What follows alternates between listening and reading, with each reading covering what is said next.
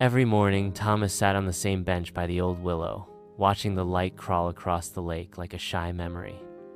He was 83. The bones ached before the rain, and the world had grown too quiet. Children still played, but their laughter echoed like ghosts of his own. Strangers passed by, nodding politely, never knowing he once danced in the rain with his shoes off and a bottle of wine in his hand. Once, he had hair thick as brushwood, hands that could lift his daughter high into the air, and a laugh that startled birds from trees. Now, only the birds remained. He'd come to the bench every day since Margaret passed. She used to sit beside him, knitting half-finished scarves and humming tunes no one remembered. She died with one such scarf still in her lap, sea green, like the dress she wore on their first date.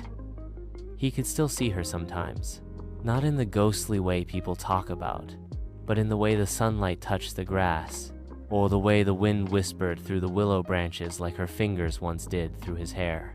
Their son had moved far away, his calls becoming less frequent, always ending with, "I'll try to visit soon, Dad."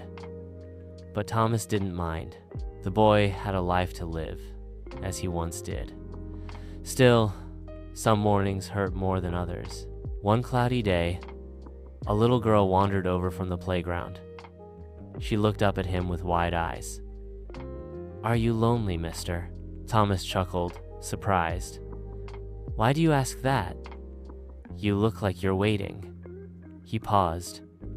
"Maybe I am. For who?" He smiled softly. "For someone I already met, long ago." She nodded, as if she understood. "My grandma says people wait for love, even after it's gone." "Your grandma's very wise." "She is. She makes cookies shaped like stars." Thomas laughed, a real, chest-deep laugh he hadn't heard in himself for years. When the girl ran off, the wind picked up, tugging gently at his coat. The willow leaves danced, like green hands waiting from a time long past. And for a moment, just a heartbeat of it, Thomas swore he smelled Margaret's perfume. Not strong, just a whisper. Lavender and rain. His eyes closed, the years fell away. He was 25 again, running barefoot down a sunlit path. Margaret was ahead of him, laughing, looking back over her shoulder.